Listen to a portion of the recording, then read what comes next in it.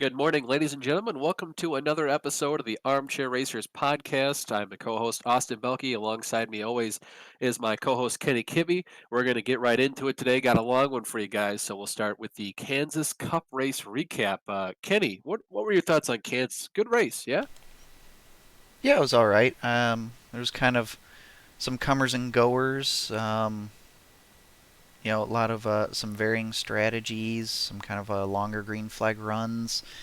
Um, Really, I thought that Kyle Larson would be the winner with how dominant he was for quite a bit of the race. But then things didn't quite look up or play out for him at the end because of well, first off, he just didn't have the greatest car, I think, at the end, but then had a late race restart, and he got shuffled out after contact with, I think it was Ryan Blaney, and drove both of those guys, who were arguably two of the best cars, to 19th and 21st. But then, good job by Kyle Busch getting the victory. 20 laps led for him, and it's the second time that he's had a Cup race on his birthday, and he's won both of them. So that's pretty impressive. Um, so he's got his first win out of the way early this year. So I think watch out for him, as um, he might be a force to be reckoned with this year. He was decent last year, just never really got that win until later on. But he might be a little better this year. Yeah, I missed the most of that race because I went disc golfing with my buddies from school. We were gone most of the day, but I got back to see Kyle Larson. Mostly had a pretty long run car, and then at the end there were just so many cautions, and it's like you can only do that all like being great off the caution thing once or twice. After that, you kind of run out of magic, and everyone else starts to get better and better at what's going on. Yeah, and there was a situation where you had some guys on older and newer tires, like Truex fell victim on older tires. And so guys like Kevin Harvick got up there, and he'd been in the mix, but not really a real player all day. And then Brad Keselowski, he was a player. Same with And Chase Elliott. He was like 15th or something, and then they came in and got tires for that last restart, and he raced up to like fifth or something. Yep, fifth. Matt DiBenedetto ended up fourth. Good run for him. Chris Buescher was eighth. Tyler Reddick was seventh. Austin Dillon snuck in the top 10 with 10th. And then Daniel Suarez, another good run with that 99 team in P11 for that race.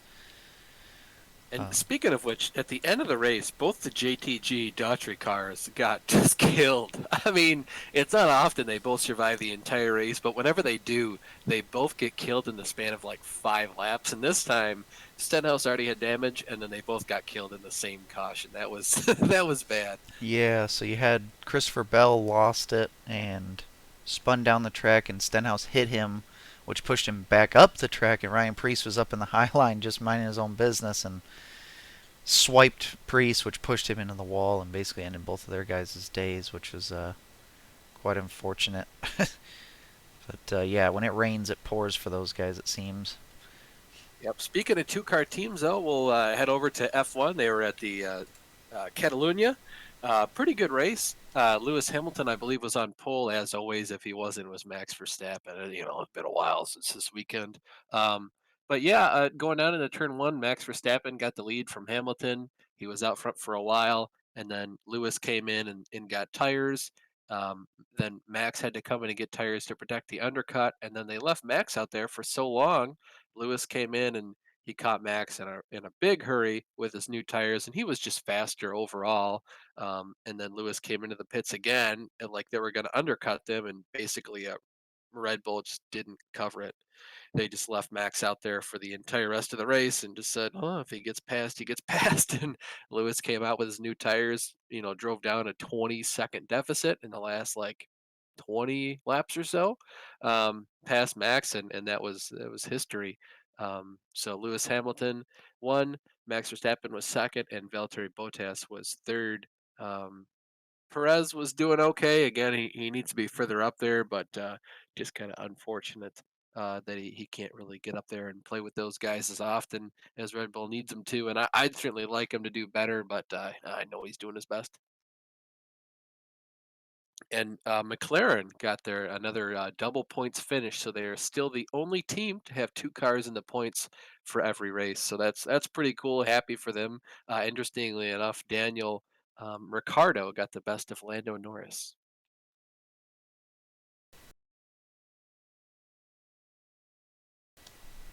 That is very interesting.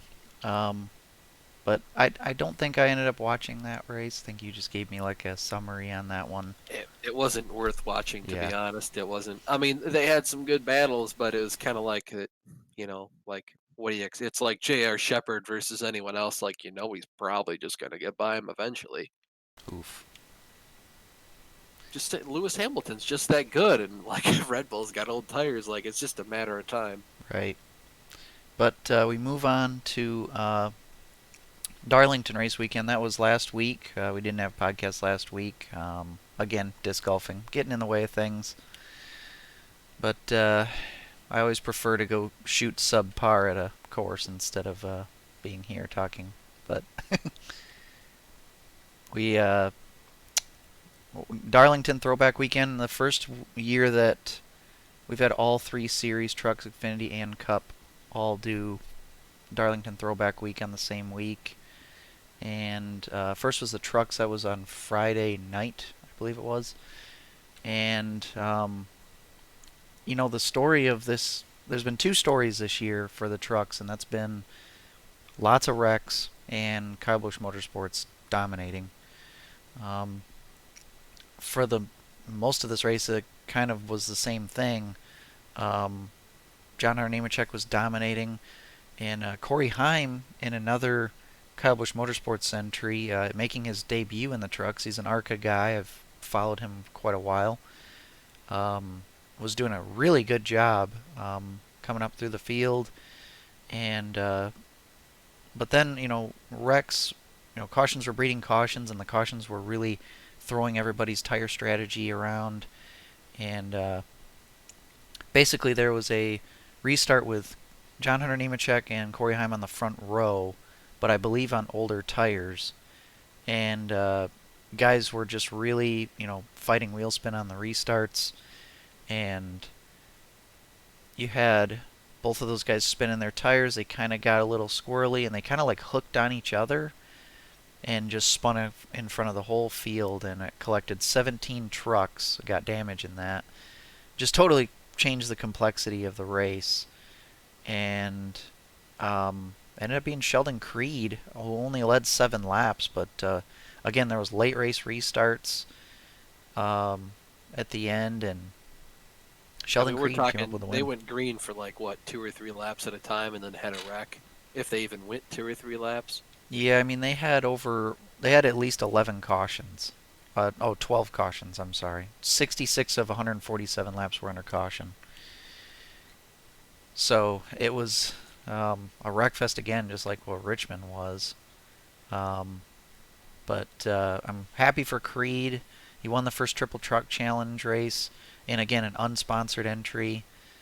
Um, Ben Rhodes was second, who he won the first 2 races of the year and then kind of cooled off, but he's been pretty good. Carson Hocevar, best career finish for him. Michigan boy, West Michigan boy even. His best career finish in third. He led 1 lap. Good run for that Nice team. He was, bar none, way better than his teammates. Crafton and Grant Enfinger round out the top 5. Johnny Sauter, so that's all 4 ThorSport trucks in the top 6. Timmy Hill ran in 7th. He actually spun at one point, or got some damage or something early on. I think he spun, and was able to come back and get a 7th place, so that was a great run for them. John Hunter Nemechek came back from damage in that one big wreck to get up to 8th. Austin Wayne Self with a good strong run. He seems to sneak into the top 10 once in a while. He was 9th.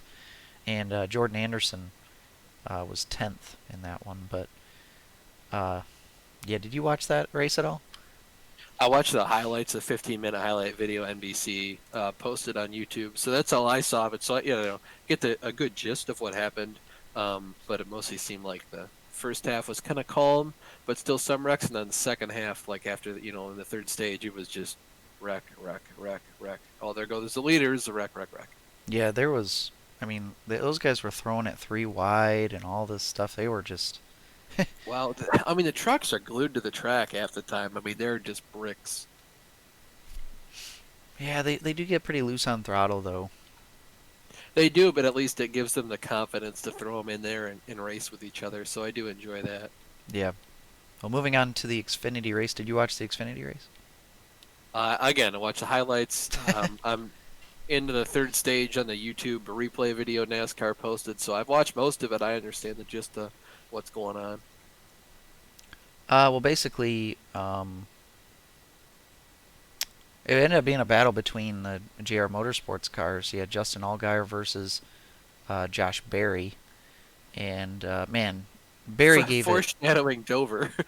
Yeah, Berry gave it all he had, and he almost because they had an overtime shootout finish at the end. Um, Barry slid up the track, got up next to him, and nearly wrecked both of them, which would have been horrible if that would have happened.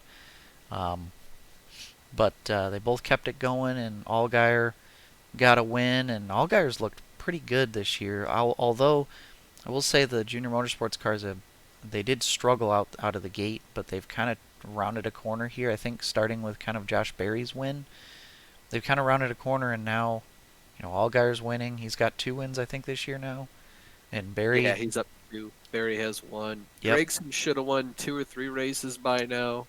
yep, and Annette is Annette. So Hey, at least he's sponsored. at least he's sponsored and he gets top tens like they're going out of style. So at least he does that. Um, but yeah, it was Brandon Jones was third. He was really fast at the very end. And he won this race last year at Darlington, so I had high hopes for him actually, or high expectations I should say. He didn't really fulfill them exactly. He was decent, but not great. And then Gregson won another Dash for Cash victory in like fourth, I think it was. But Well, then he got I mean, disqualified. However, they pulled that back though. They appealed it and they pulled the disqualification back. So he kept his result and kept the money. What do you think of yeah, that? I don't know. I'm not sure why he got disqualified. I haven't looked into it. I figured they would say at some point what was illegal on the car. I guess it's something like what Ferrari did in F1 before, where they're like, well, what you're doing isn't illegal, but we didn't say you could do it, but we kind of said you couldn't do it. So, like, I guess you're right. It's not completely illegal, Dale Jr., so we'll give you that back, but, we won't tell anybody what you did, but don't keep doing it. Another thing that was interesting is Austin Cendrick. He crashed coming to the start finish line hard on the last lap, hitting the inside wall in the front stretch, and they kind of just didn't even cover it on TV. They basically just was like they showed like one crappy camera angle of it. And it was like, oh yeah, this happened, and that was it. They didn't really analyze it at all. Maybe Fox was fearful because they probably didn't have a good camera angle on it. Shame on them. And then you know just didn't. They just kind of skipped over it. But yeah, I thought that was a little bit fishy. I have no idea really what happened there. I just know he wrecked pretty hard. Yeah, either that or they're running out of time or something. I don't know. It's hard to say. They don't follow it as much as I wish they would after the race. Yeah, and Daniel Hamrick ended up fifth. Another solid run for him. He led some laps. Jeremy Clements, really good run for him in sixth. Michael Annette's seventh. Brett Moffitt was in eighth. Good run for him. Ryan Sieg was ninth, and Alex LeBay was in 10th. Um, yeah, I mean, guys like Harrison Burton did not finish in the top 10. Allmendinger didn't. He kind of struggled most of that race. Justin Haley, same. Ty Gibbs, same. Jeb Burton was 20th. Um, Riley Herbst really struggled in that race. But then we'll move on to the Cup Darlington race. Did you watch that one? Oh, what? We watched it together. I just wanted to segue into a segment where you talk. Okay, yeah. So, I thought the race was fantastic. It was dominated by Martin Truex Jr. The drop of the green flag. Kevin Harvick and Brad Keselowski started on the front row by virtue of the whatchamacallit. However their little matrix of how they do the qualifying. So it was Harvick and Keselowski. Um, Brad Keselowski got out to an early lead, and then Harvick was like, "Hey, I kind of think I have a faster car," and Brad just basically let him by. Brad was pretty tight, by virtue of having clean air, and the low downforce, high horsepower package. Clean air was huge, so that's why Brad got out there. But eventually, Kevin passed him. Brad, I guess, was really tight. Really, car wasn't to his handling. His liking, so he let Kevin by pretty easily. And then Kyle Busch caught up to Kevin Harvick. Kevin pretty much just let him by, and then it was after that, Martin Truex Jr. pretty much led almost every lap. It was domination on his part, almost kind of like how Jimmy Johnson would just go to Dover and dominate, just lead every lap. No one can hold a candle to him unless maybe a lap down car hit him or something, or he messed up on pit road. And I think at one point they did mess up on pit road, but he was still fine anyway, so it didn't matter. Um, Huge domination by Truex. He won both stages, and I told Kenny, I told you, I was like, how is Martin Truex Jr. going to lose this race? Because this entire season, if you won the first two stages, you did not win the race. That's just unheard of for this entire year. And I was like, no one else has won twice, and here is MTJ going to win for a third time this season. No one else has even won twice, and this guy he has 3 wins alone. Um, just domination by him. Kyle Larson was pretty much not a factor all day. He was up there in the top 10. He had a fast car. Obviously, it's Darlington. He can rip the lip like anyone else, ride the wall very well. Pretty much a non factor for the race lead until the final stage, really only the second half of the final stage. For whatever reason, after pit stop, Cliff Daniels, I guess, just hooked him up, gave him a good race car, and he was off to the races. Looked like a couple times he was going to be able to pass MTJ for the win. Um, but he just couldn't do it. Traffic kind of helped him, and then it would hurt him. And he made an incredible 3 wide pass there at the end. It just looked awesome. I figured he was going to wreck himself and the two guys he was passing. But yeah, they're the best of the best, the Cup guys. So. And of course, it helps. It was like Tyler Reddick and Ryan Newman. I think he was he was going in between, and those guys obviously have excess talent as well. So pretty awesome race. Just sucks Truex dominated the whole thing like he did, but I can't complain too much. Other notables, William Byron had a fast car. Denny Hamlin was up there. Kyle Busch is pretty fast at the end. All four of the Hendrick cars were pretty good. I think Chase Elliott was, I think he was Seventh. yeah. Where was Bowman? I think he was like eighth or ninth. Yeah, No, outside the because top 10. yeah, he was 17th. I thought that something happened to him at some point. I can't remember what, but yeah, something did. I think it was on pit road. I can't quite remember, but he was up there for a good portion of the race, flirting with the top 10. At least all of the top 13. I thought I mentioned one time, like, look at all four of the Hendrick cars in the top, 15 or top 12 or something. So yeah, they were doing pretty good. Nice to see them up there as a fan of that team. Yeah, the Truex Domination is kind of interesting. The only other time he won at Darlington was with a similar auto owner's insurance paint scheme. Fun fact. Um, but yeah, Larson really made it interesting. At least he still lost by 2.5 seconds. Worth noting though that Kyle Busch was third and he was 6 seconds back, and then beyond that, fourth place William Byron was 17 seconds back. It was just complete domination by the front runners. Only 9 cars finished on the lead lap at the end, which is even more impressive considering that we have stages which are guaranteed cautions, so you're never going to run more than 100 laps or so green flag at one time. So I mean the pace difference between the leaders and everybody else was just pretty astonishing. What you think about the package, Kenny? This high horsepower, low downforce package. I think it really opened a lot of people's eyes to the fact that this is not a better package, but it's at least nice to see it change. I don't know why they can't go back to the 2014 package. That was awesome everywhere, but I guess that's NASCAR being stupid. Well, I think the 2014 package was too fast. The lap time wise was way too fast. They were breaking records too often. Um, and like with this package, it depends on what you want, and everybody's gonna want different things. But with this package, you will have cars sliding around and things like that, and you'll occasionally have comers and goers, but a lot of times in this package, you'll have that guy who just has it hooked up right, and you're going to have a more spread out field. You're going to have more lap cars, and you're going to have um, usually more of a defined winner, which we had today, or well, that day on Darlington. Um, with the other package, the high downforce package, low power, you have more parity because the leader can't get away because of the draft and all this.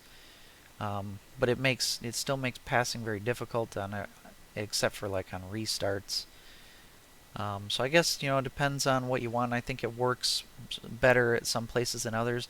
Me personally, I think this package that we ran this year was better at Darlington because I think Darlington is the kind of place where you want guys to be sliding around fighting for grip.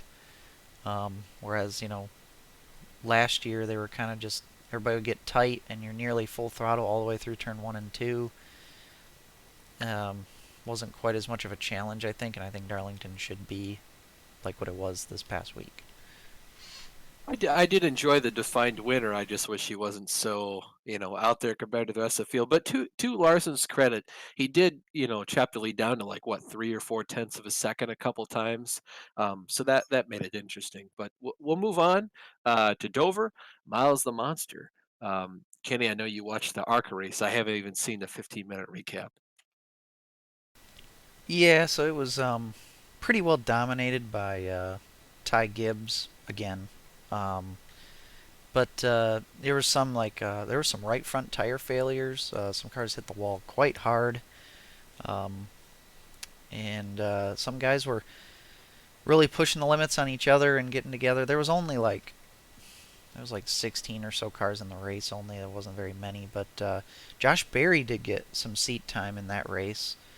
And he did a really good job. He was driving the 41 Chevrolet, and every restart he would throw it in there on Gibbs, and those guys would go door to door. They actually made contact once. Gibbs would stay in the lead. If Berry could have gotten the lead, I think he could have maybe run away with it or at least stay up in front, but couldn't quite do that. Gibbs did a good job holding the lead, but he was really driving aggressively, really putting it down on his door, which actually kind of bit him in the Xfinity series doing stuff like, or actually being on the opposite end of that, being the person underneath and pushing up into somebody. But yeah, so Berry did a good job in second, but Gibbs won, and again, it's kind of just domination when he turns up in Gibbs equipment. Yeah, access talent and equipment that good is pretty much a recipe for domination, and it should be, to his credit. Yeah, it should be. It's just I just wish that there was more competition and more entrants in the ARCA races. Now that was ARCA East. I would like to clarify that it was not like the big time ARCA guys, but because if it was the big time ARCA guys, there'd be probably 21 drivers instead of 16, which is still pitiful. But it's something. We'll move on to the Xfinity race. I did watch this whole race. We watched this together on the Xbox party. We were talking during it. I thought it was a pretty good race. I missed the first part, but it was awesome seeing the two junior motorsports guys going at it, and there was more fighting throughout the fields. I thought it was pretty good. I noticed the 13 car actually got airborne and landed on top of another car. That was crazy to see. Yeah, it was. That was Matt Jaskell. He's only had a few starts. Ended up getting on top of Jesse Little, I think it was. Just guys, a couple guys couldn't check up, and there always seems to be a decent sized wreck like that at Dover, one way or another, and that was kind of it. But things just happen so fast, it's hard to get checked up. I can understand that, but Well, I mean, it's you got walls on both sides of you, and it's such a fast place. It's self-cleaning, so you can go high, but everyone else is going high. So sometimes you got to go low and you hit somebody. right. But yeah, so Allgaier ended up. He really had the best car at the end, I think. Then we had an overtime shootout race, or at the end, restart, I should say. And Barry again, just just like at oh I'm sorry. I'm looking at the wrong race. Darlington? I'm sorry. It was Cendrick who won. I was looking at the wrong results. My bad. Ah, jeez, yeah. Forgot to hit the arrow. Cendrick just ran away with it Yeah, at I'm the sorry. end. Cendrick, They hooked him up something like what Larson got at Darlington, and he was gone. yeah. I was like, I was looking at the results and I was like, oh yeah, Barry's second. Okay, this is it. But yeah, so Barry ended up second 2 weeks in a row, which was impressive. And he led 48 laps. I mean, I really was thinking at a track this challenging as Dover that Barry would struggle. I mean, I've seen guys who are really, really good just absolutely struggle here. And give Barry credit too. I mean, you got him coming to these places a lot of them for the first time, doing this well, and you got like No the practice. No yeah, practice. and then you got like a guy like Riley Herbst in the '98, who's got just as good of equipment, and he is struggling, not even getting top 15s. And for, like just a comparison, the 8 car was driven by good people, but it never did this well. And the 98, like that car was just the 14 car last year, driven by Chase Briscoe. So there's a lot of comparisons that just ain't checking out. Yeah, and I mean, and Herbst is literally driving. It's based on pace. These results, 17th yesterday, was based on pace. He did not have some bad luck. Also, Where he 2 lost laps a down. tire or did some weird pit strategy or something, or had a tire go flat and had to redo it, or a loose wheel. None of that. Right. So, yeah, Cendrick back up on top. He was really good at the beginning of the season and kind of cooled off, but now he's back up top. And I think there's just, there's going to be plenty of races where he's just flat out the best car. I mean, the 22 is just a high standard. And now we're going to Coda, which he will be expected to be one of the He's top the dogs. road course ringer. I Yeah. mean, of that series. Let's be real. Allgaier has a pretty good shot at least being competitive. He's won some road courses before, but I think AJ Allmendinger is going to be the person that has to end up taking it to him. I'm kind of hoping that if Cendrick and I think really the only way that Cendrick and Allmendinger don't win is if they shoot themselves in the foot or if they take each other out like they almost did it at Daytona. Well, they almost took each other out, but AJ Allmendinger got taken out. He took himself out. Yeah. But that very well could happen because, I mean, those guys are going to race each other really aggressively because they know that they're basically their only competition. I mean, for that race, and to be honest, for the championship as well. Allgaier has shown that he's also going to be a force to be reckoned with for the championship. Thank goodness for that. But otherwise, I see it being Allgaier, Allgaier, Allmendinger, and Cendrick. Yeah, and I hope to see Andy Lally in a car next week. He's been attempting to get into these races for another Hour Motorsports car, the 03, but it has no points, so he's been missing every single race because they haven't been qualifying. And I don't know if I know they have practice. I don't know if they'll have qualifying at Coda, but hopefully, whether it's in the 03 or in some other car, that Andy Lally gets into the race somehow because he's always done well in pretty poor equipment. And those cars aren't even that poor of equipment. Like, they're pretty speedy. Yeah, that's why I wanted to see what he could do because he just hasn't been given the opportunity. And if it's anything like what Moffitt's been doing, I mean it's been solid top 10 equipment a lot of times. Yeah, I mean, which to be honest, road course ringer in that kind of car would, he really good shot to win the race. Yeah, and at least he might have a better shot of not breaking. There's been plenty of times when these road course ringers get in, they just drive the piss out of their cars and they're doing really well, but then they break. Boris said did that quite often. 10, yeah, 15 years that ago. was his favorite thing to do. Yeah. But anyways, yeah, so Cendrick first, Josh Berry second, Allgaier third, Allmendinger fourth, was kind of around but never really in contention for the lead all day. Ty Gibbs, another top 5 for him. He's been pretty impressive in that 54 car. Yeah, moving everyone out of the way. Yeah. Ty Gibbs. Harrison Burton, who Ty Gibbs moved out of the way at the very end. That was kind of Kim Cam. Yeah. Michael Annette 7th, another top 10. Ryan Sieg got 8th. And Brandon Brown snuck in with another top 10. That was a good run for him. He's pretty good at the abrasive tracks. So yeah, next week will be Coda for these guys. All 3 series going to Coda, so that will be quite interesting. So I'll throw it over to you for a Cup preview for Dover while I bring up my fantasy picks. I got to do the same thing. Jeez. Anyways, going to Dover.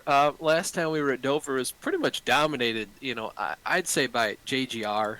They had a pretty good shot. Kevin Harvick, of course, did really well here last year, but we've seen it so far. He hasn't been as dominant this year as he was last year. So we'll see how good he is. I'm really hoping he can at least come back most of the way. But we'll see. So, anyways, my team, I have Kevin Harvick, Kyle Larson, William Byron, Cole Custer, Josh Berry, and Brad Keselowski. I'm picking Josh Berry. He's in the 77 car, probably going to break down, but I've had Eric Almirola in my garage the last 3 or 4 weeks, and he has gotten me no points because I kept him in my garage because he wrecks out early. So at this point, nothing lost, nothing gained. And it's a free use on Josh Berry. I doubt he'll make any more starts. It'd be cool if he did, but not 10 more starts. So I feel pretty confident putting him on my team. It's just free points. He's Josh Berry. I like Josh Berry. Race winner, I have Kyle Larson. Top Chevrolet, Kyle Larson. Top Ford, Brad Keselowski. Top Toyota, MTJ. Chevrolet is winning manufacturer as always. Winning team, I have JGR. I went pretty all in with JGR, and I think I'm actually going to change a pick right now. There, okay. Uh, I have Martin Truex Jr., Denny Hamlin, Kyle Larson, Kyle Busch, Joey Logano, and Chris Buescher in my garage. I've used all those guys 3 times so far, except for I've used Chris Buescher once, and he's got two top tens in a row. So threw him in my garage to see if I could have him get a use if he's doing well. Bonus picks, I have Kevin Harvick as the race winner. William Byron as the top Chevy. Harvick top Ford, MTJ top Toyota. Winning manufacturer Chevy, and I just now switched from Hendrick to Joe Gibbs for winning team. So I'm thinking, Truex is really good at Dover and has momentum. Hamlin's been a pretty safe pick just about everywhere, and Kyle Busch has momentum, and he can win anywhere. So I figure I couldn't go wrong. And really, out of the fast guys, I've used guys either 3 times or 4 times, no more no less. So it's not really. I'm kind of just sticking with my trends here, going with these guys. I'm not using anyone more than I have been using. Yeah, of note though, we're halfway through the regular season, and I know everything gets reset at the chase, so we can really afford to start using the fast guys more and more often, and we'll have to if we want to be competitive. So in our little league here, you are beating me by looks like 100 and some points with 2073 to my 1819. But I think I did win last week, even though I wasn't. I never set my team. You won by about 10 points. Yeah, I never set my team, so I never had any bonus picks, and I never changed my lineup from the week before. But I still somehow won. I just wish I could have won by more if I had my bonuses. But that's on me. I got my bonuses this week. Yep, you beat me by 20 points last week. That was good, but yeah, you beat me by 6 points. My dad won apparently last week at Darlington. Okay. So you beat me by 6. So crawling back slowly but surely.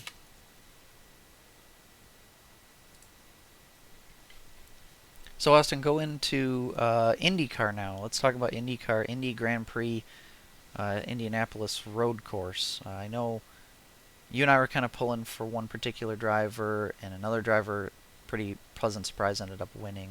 Talk about that.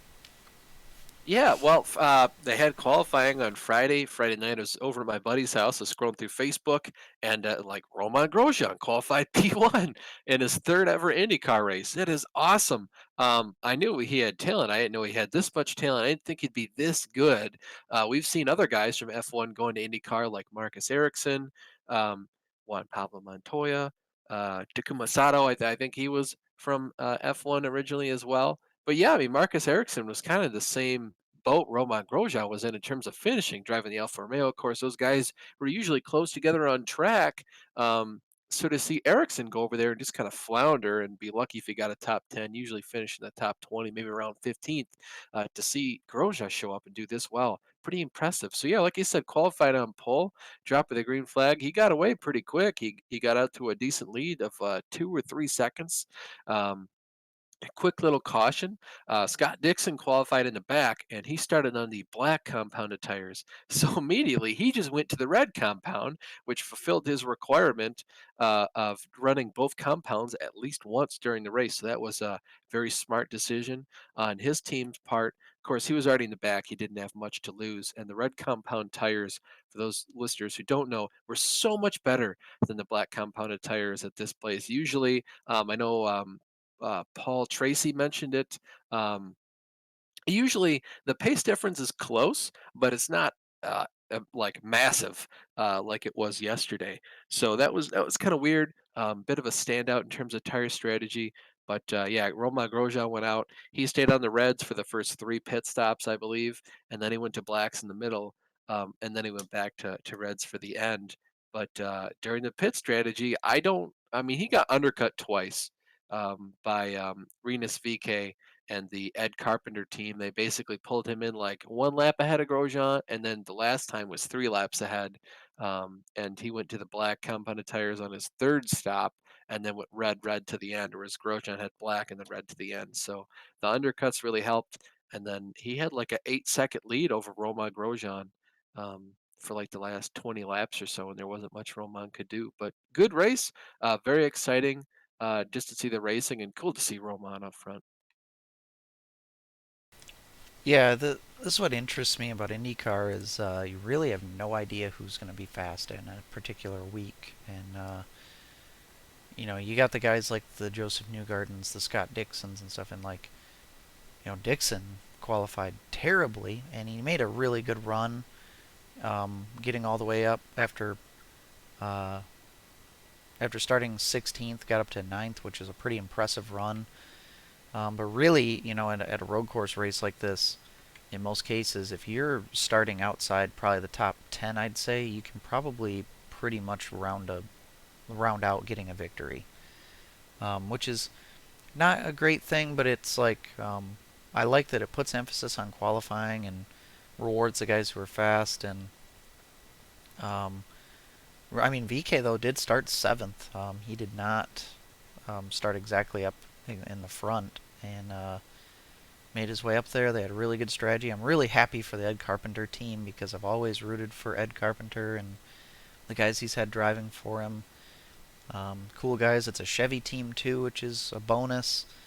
Grosjean I was rooting for too, though, to kind of, I think this is kind of a reinvigorating his career a bit and, kind of validating his talents, that he can still run with the best of them. And how about Alex Palou, third place? He's starting up front and he's finishing up front like it seems like every week. And he's a real title contender right behind Dixon in the points now. Um, and then Scott Mclaughlin, another top 10 and 8th, started 5th. He's been very impressive in all of his races so far. But I really do think like spirited drive from Scott Dixon to get up as high as he did. This could be kind of a championship defining um, moment for Dixon, being as far back as he started to get up to the top 10.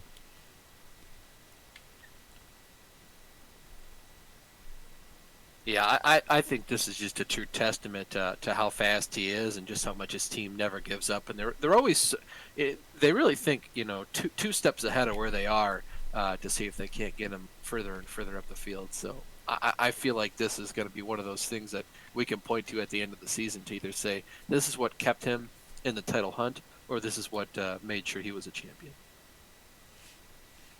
It was worth noting too, Connor Daly right at the beginning, he started 6th, and like going into turn 1 of course is kind of a cluster because of how narrow it gets, and he got together with some guys and went through the grass, but like he must have broke something because he just didn't like have any power after that and ended up finishing dead last. So that was disappointing because I was really impressed of seeing how high up he qualified.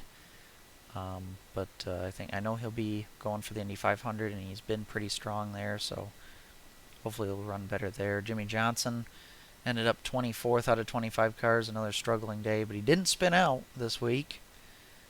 But That's a yeah, first. yeah, it's been a rough going, and I can totally understand. I mean, the guy's like one of the older competitors in the field, and he's just, you know, so much less experienced than all these guys in open wheel cars. So I appreciate him trying. I hope he has some race where he kind of like breaks through and has like even like a top 10, even a top 15 at this point. I'd be happy with, but I'm not sure we're gonna see it anytime soon. I wouldn't hold your breath. But we'll move on to the IMSA Mid Ohio preview. Should be a pretty good race. Yeah, I'm looking to see if I can find um, a qualifying order. I thought that was it Ganassi that got the Yep, pole? Ganassi put their Cadillac on the pole, which is interesting because the last 3 or 4 years, Acura has dominated the race with Team Penske. It of course is the race is sponsored by Acura, so it makes sense that they should win. Team Penske has always kind of turned up the wick to make sure that their cars pretty much dominate the race, and every year since Team Penske and Acura got together, they made this race. They've just dominated it. The cars would sit on the front row lockout, Acura Team Penske, and they just run away with the race. The last couple of years, it's been caution free. I think the first 2 years for sure. I can't remember last year for sure, but yeah, caution free race. So it's basically just been the Team Penske guys going out and dominating. Now I did see here. I did find it actually. It looks like Mazda's on point. Well, then who said Cadillac was? I could have swore that one of our buddies said that Ganassi was on pole, but I'm seeing Ganassi in dead last, sixth place. Maybe they cheated. Well, it does. It's still counting their lap though. Lap 7, unless their fast lap was disqualified and they kept a different lap. Good might, but yeah, Harry Ticknell put Mazda on pole for Yep. Mid Ohio. And then it's the Konica Minolta car and then the Meyer Shank car. 6 total cars in the race for DPI. Interesting.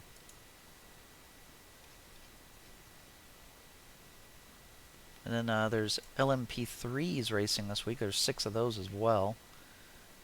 Gar Robinson grabbed the pole. I think that might be his first career. He always used to be a GT3 guy, and Mercedes he ran quite often. And I think he's ran Camaros, I thought. Camaro GT4s, I believe. So cool to see him get on pole. Colin Brown is one of the co-drivers in the second place LMP3. Oliver Askew is actually in the third place LMP3. Kind of cool. And Joao Barbosa is actually dead last in theirs in sixth place. Are they doing? They're doing GTD cars this week, aren't they? Yeah, it's weird because I don't see their qualifying order on that same page, and of course you go to look up that I just googled IMSA, and the second link was talking about the GT3 cars. So it's interesting to see that Aaron Tillett scores 4th Moto Pole Award in the 14 Lexus, while Patrick Long tops points paying qualifying. So Lexus basically locked out qualifying, I guess. Or no, isn't Pat Long? He drives something else like a Porsche, doesn't he? I know he always used to drive a Porsche. Well, here we go. Qualifying. Yeah, there's not even a link to the damn Yeah, that's weird. sheet. See full results. Ah, I found it. Looks like if this is correct. Oh, that's warm up. What qualifying? That's weird. See this is one thing I really like about NASCAR is their website is way easier to read. Well, that's crazy because IMSA is owned by NASCAR. This is true, but They they should haven't be really changed. equally as shitty. Okay, I think I found it. I think it's Jack Hawksworth and Aaron Telitz in the Lexus on pole. With Robbie Foley and Bill Auberlin in the Beamer. I want to see Zach Veach and Frankie Montecalvo are in another Lexus. They're in 4th. So it looks like a total of 13 cars are in this race. Andy Lally and John Potter are in the Magnus Racing car. They're starting last. Rob Ferriel and Catherine Legg are in a Porsche 911 in 12th. Oh yeah, our Holland, Michigan buddy Mark Miller is in 10th place with Till Bechtelsheimer in an Acura. And are there any other... Catherine Legg's the only female driver this week. That's interesting. No Christina Nielsen or anyone else. So you got 6. So that's 12 prototypes total, and then 13 of these, so 25 cars total on the track. It'll be interesting. I'll be watching this alongside the Cup race for sure. Yeah, I'll definitely have it on in the background. I'll pay more attention to the Cup race. I really like Dover. One thing, while we're still talking about Dover, and we can probably speak more about this when we get to your NISs, interesting to see Josh Berry do so well at Dover, like you said. Some people go there and struggle, but it's really, I find Dover to be just, you got to put the car on the bottom, ease it into the corner. You can't drive it in there too hard because you'll slide up and into your tires. Kind of like a short track in that regard, where you just kind of really want to set the car into the corner and make sure you hook that bottom line. You think that's why Josh Berry did so well this weekend? I don't know, but like he did, run that higher line at the end though, and I don't really know why. Um, Maybe that's where he thought his car was fastest. I know. I, Um, I know you mentioned dirty air being a problem behind it Allgaier, which is, yeah, it would be. Those cars have splitters. but it looked like for quite a bit of time that like even after he got past Allgaier, he stayed up there. And maybe he was just trying something, knowing that what he was doing wasn't working. I'm not sure. Um, but yeah, I mean, I would agree that running the high line can make you fast, but I think running the bottom at Dover, where you just arc up in the middle of the corner just a little bit, like maybe half a car length, not even, or car width, not even, and then you come back down on the apron on exit. I think that will win you the race if you can run that. Um, and that's what Cendrick was doing at the end, and he was just way faster than everybody else. And speaking of that, we go into, well, we'll get to it in a moment. First, we have to talk about NIS at Darlington first. We ran it on Wednesday. Darlington, I've enjoyed as a track, but it's challenging, and I usually have a hard time staying off the wall at some point in that race. We ended up in first split. I'm sorry. We ended up in top split on Wednesday, which had 3 pro drivers in it, and a very high strength of field. We were the 31 car out of 34 spots, to give you a scope of the competition. And we qualified 11th, not too bad. And we kind of ran around there like all day. And we had some long green flag runs. We had 6 cautions, so I guess a decent amount of cautions. 140 some lap race. It ended up being 148 laps because we had an overtime finish, I believe. And but we, on the next to last restart, I made some mistakes, got a bad restart, fell back, lost some spots, and I was 17th when we got a caution. We ran like, I don't know, 20-ish laps, and then we got a caution. And I thought that the only way I could gain any spots was to stay out. So I did. And I thought that other people were going to stay out because we only ran, like I said, 10 to 20 laps, which is, at Darlington, is a decent amount. But I stayed out and nobody else stayed out. Everybody else pitted. So we went straight to the lead with an overtime finish. And I had a pro to my right and a pro behind me. And I got the restart of my life, didn't spin the tires. I cleared into turn 1, and then obviously they went around me in turn 1 and 2. But then we held on for 4th place and gained 106 I rating, which was way more than anyone else gained in that race. And that was a huge moment because that could have gone so wrong in so many different ways. And ended up going well, and we lived and gained a lot of I rating from it, and I think we gained some respect from the top split guys at the same time. Yeah, super cool. Really big deal for you to come home fourth in that, being the 31 car and all. And that just goes to show you got a lot more I rating left to gain. Yeah, for sure. That was a tough one, but when you finish those moments off, it really boosts your confidence for sure. And I know it's kind of chronologically out of order, but we'll do the Dover NIS race this time. And going back to what you said, and you kind of taught me this too after when we ran NEP at Dover in those ARCA cars. That line where you enter in shallower than you might think you should have to. You kind of come up just a little bit and then ride the bottom the rest of the way around. Really clicked for me at Dover in the second half of our NIS race. And we ran that again on Wednesday, and we were second split out of 9 splits. And I think about halfway through that race, I just kind of started figuring it out. I wasn't washing up to the wall too much like I used to. I used to have a hard time not hitting the wall there too. And we did get caught. We made a pit stop, got caught 2 laps down, and then a caution came out. So we were caught 2 laps down. We had to get our laps back. That's that race, right? Dover? What? Yeah. Isn't that the one Yeah. we lost 2 laps? Yeah.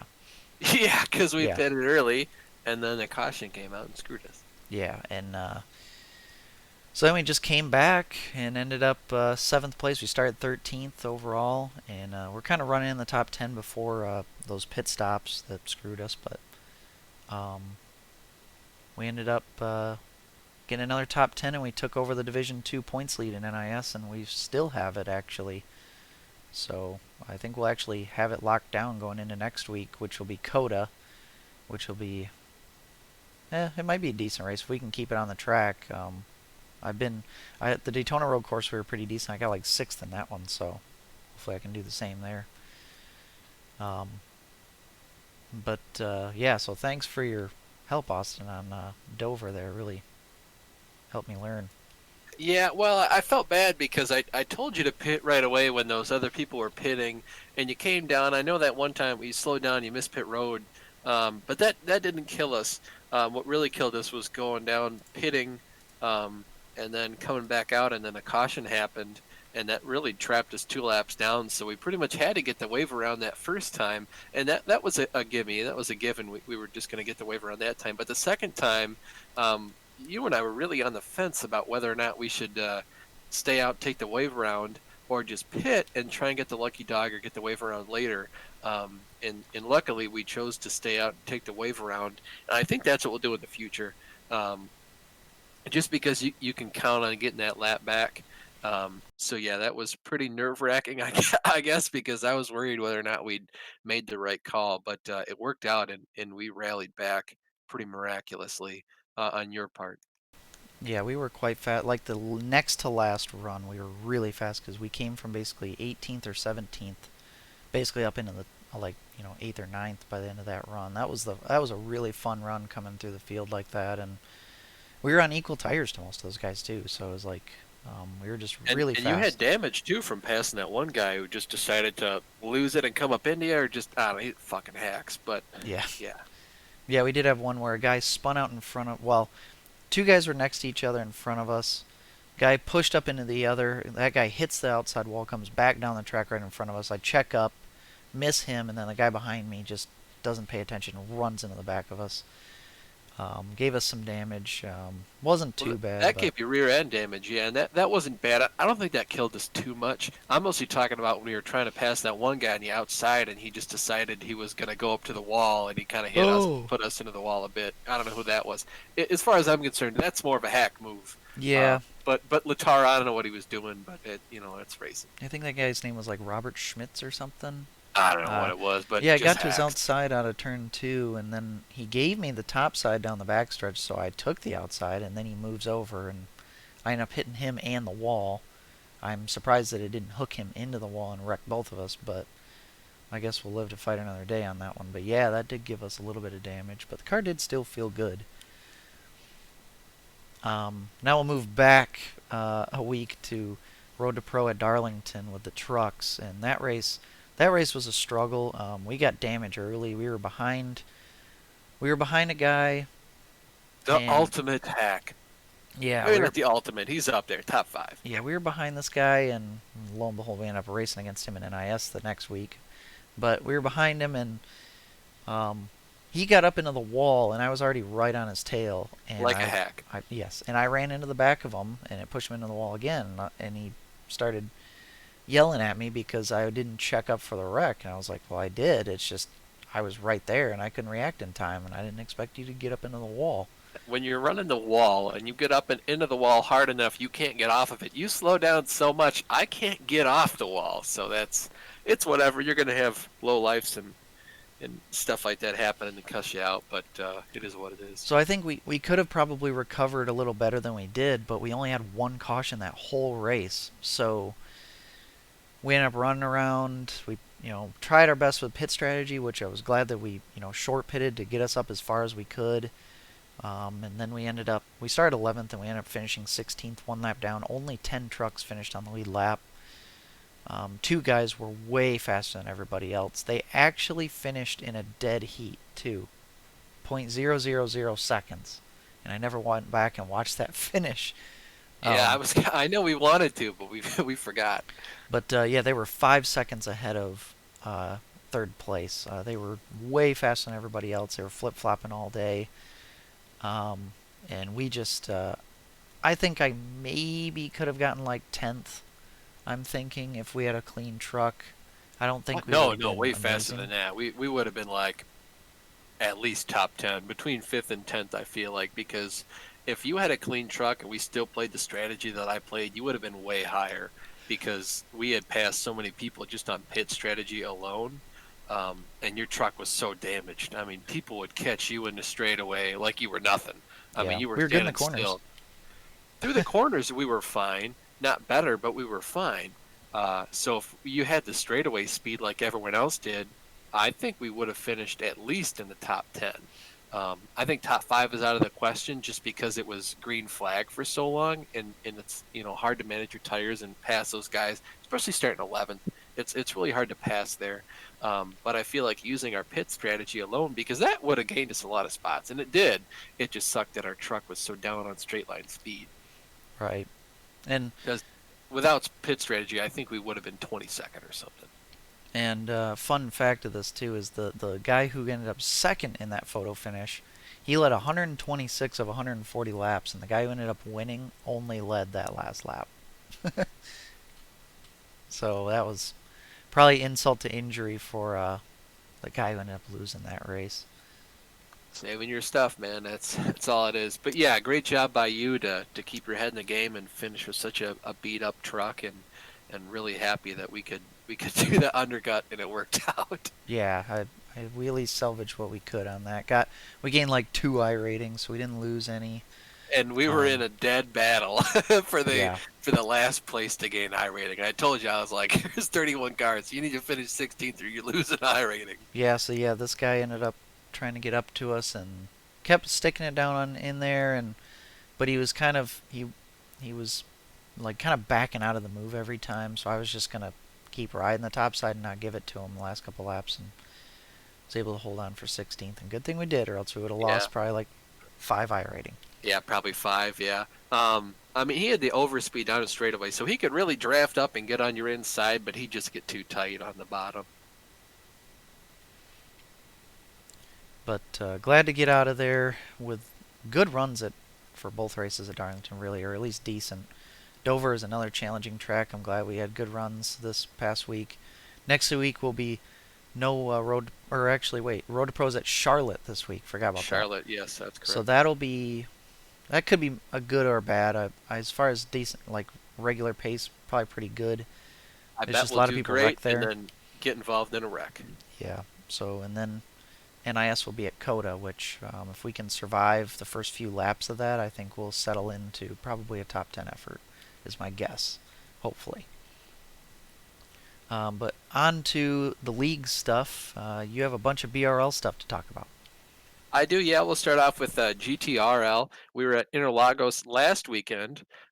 Matt and Chris were both there. Um, Jennerstown got rained out, so I was happy to have Matt with us there and Chris as well. I won practice by quite a large margin, qualified on pole by at least a couple tenths. I don't think it was as close as it was at Zolder, and dropped the green flag.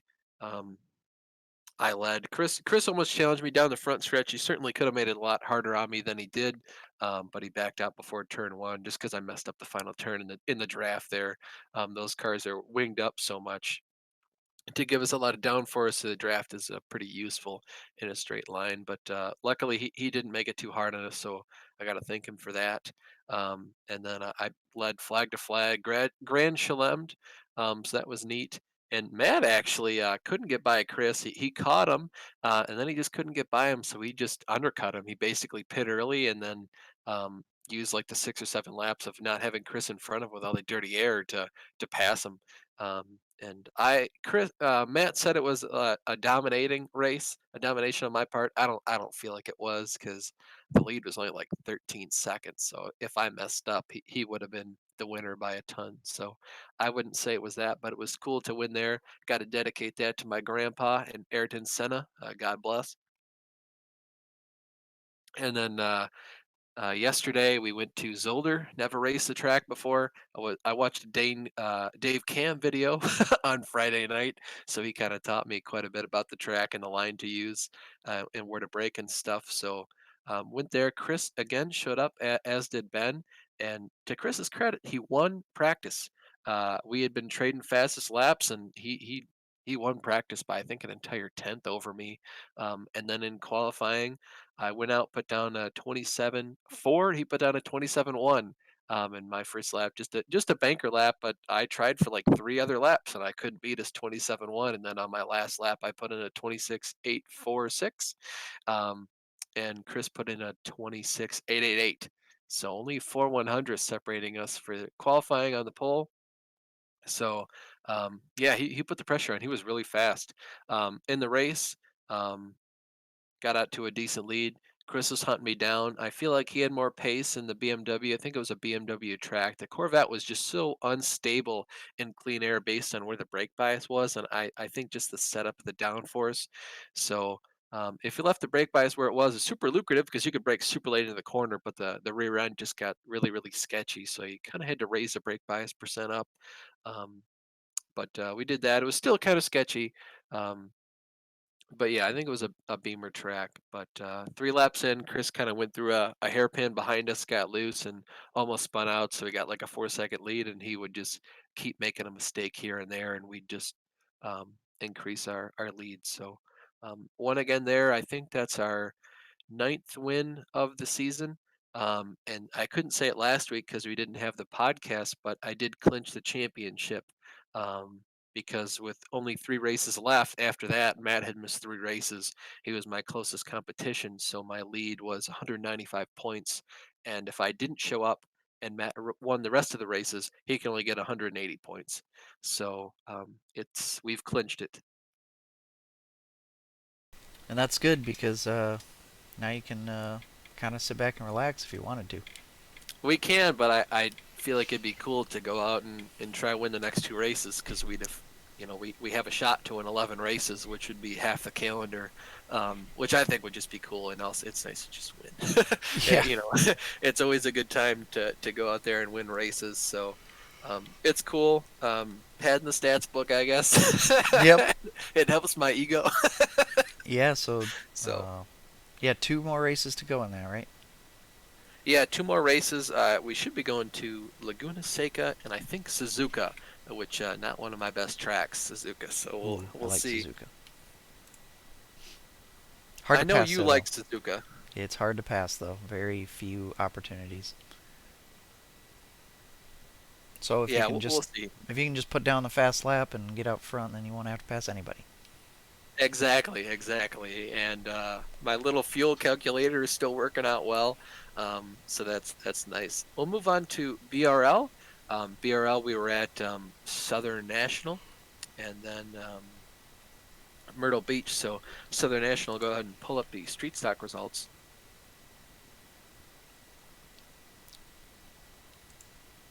While you do that, I will look at the points to discuss after we talk about both weeks.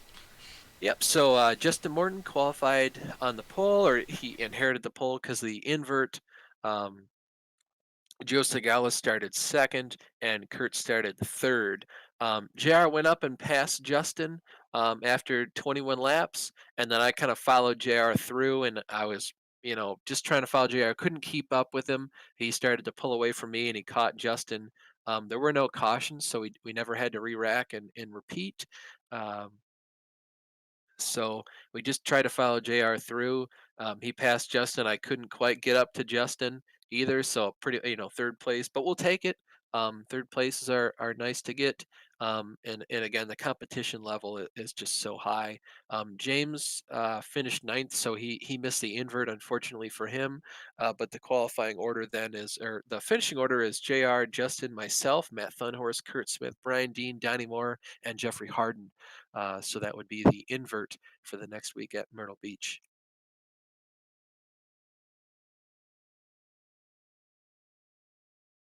Kenny, did you have the points pulled up? Because I can pull them up pretty quick. Yeah, did you want to talk about both street stock weeks before we mention the points, since they're updated You know what? after We might as well. Yep. We might as well talk about both races for each series and then the points for each series. Yeah. So like I mentioned, Jeffrey Harden finished 8th at Southern National, so he was going to start on the pole. At Myrtle Beach. Donnie Moore started second, and Kurt Smith started third again. This time, Brian didn't show up, so he missed the invert. So everyone else behind where he finished gained a spot, or in front of where he finished gained a spot on the grid. So luckily, we were able to start on the inside. I started fifth. Drop of the green flag, we were on the inside, so it was pretty easy to start passing cars just because the outside hadn't quite come in yet, just by virtue of the tires being so fresh and not much rubber laid down. Um, we actually got the fastest lap time. I think that's probably the first time I've ever gotten the fastest lap in a BRL race. So that's interesting. Went out past Kurt uh, for second. Probably around the 7th or 8th lap or so, and then we just had to chase down Jeffrey. Caught Jeffrey reasonably quick. Um, I shouldn't say too quick. We caught him on lap like 16, and then passed him. But Jr. was on my ass the whole time. Jr. started 7th, so he kind of just followed me every pass I made. He was right on my bumper and passed him the next lap. So unfortunately, we made his job easier, um, and he was just able to follow me. And eventually, when my car got too tight, he passed me for the lead and led the rest of the race. I led 7 laps, and then Jr. led the rest. So he led 18. And then I was too tight. James got by me. I tried to fight James for a long time and not race him too hard because I don't want to be a jerk, of course. Um, not just a complete asshole, but he ended up getting by me, and then I just tried to stay on his rear bumper and defend from Matt to make sure I didn't lose even more points. So came home third again in that series, and we'll take another good points day. Brian said you're welcome, I assume, for not showing up. Brian, I would much rather have you there for every race than gain a spot on the grid because you don't show up. So on the street stocks, after those two races, so let's say we got, how many races we have left? Like three or Four. four? Four. Yeah, 4, because we'll have the 8th, 9th, 10th, and 11th rounds. So, yeah, you have an 8-point lead over James, and you are 16 points ahead of Donnie and Matthew Thunhorse and Kurt Smith. Yeah, how about Kurt getting up there? 3-way tie for third. That is awesome. And I think that's basically it for the guys who are in contention. So, yeah, I mean, we've pretty much got an entire race lead +1 over Joe. So not to say he's completely out of the points lead, but a lot of people would have to have problems before he'd have a shot. And you have 1 win, James has 1, and Donnie has 2 wins, and those are the top 3 that have wins. The next one with a win is JR down in 7th, who's missed 1 or 2 races. He's won the rest of the races. Yes. So, yeah, next week you guys go to Lanier. But we'll move on to the next series of the night, the Tours. Yep. So in the tours at Southern National, Jeffrey started on the pole, Donnie started second, and James started third. So we had two cautions in that race. Jeffrey led flag to flag, so good on him. And he was under a lot of pressure the whole race from James, and then at the end it was JR pressuring him. So I got to give credit where it's due. He did a great job hitting his marks every lap, and it is really hard to pass in those cars, and you have to manage your tires pretty well too. So credit where it's due. He did a good job. Um, Holding those guys off and just running his race to win. So congrats to him on that.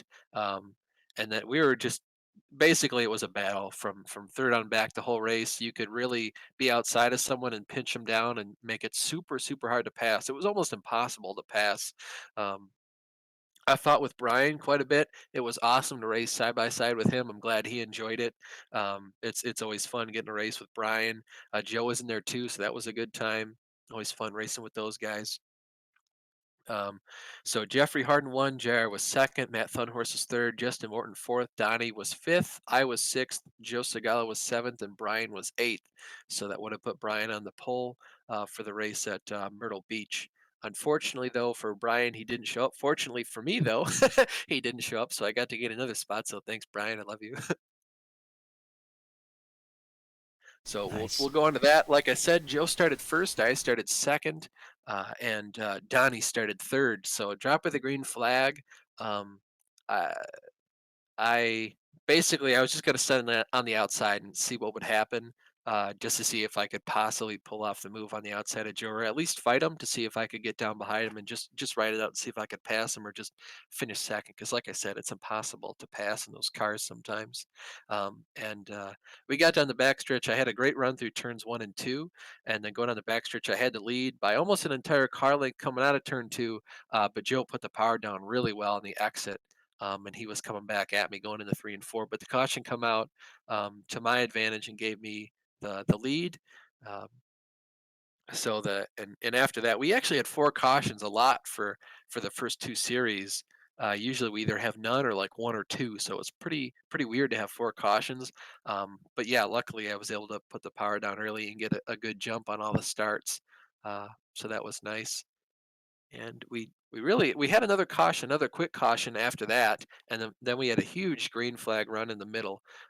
So Jr. I think was third behind us on the first restart. He went up into second and followed us through, and that was mostly just really trying to manage my rear tires to make sure they didn't chirp. And at the end, they still got pretty loose, so I need to do a better job of that in the future. But there was a large wreck at the end of the race.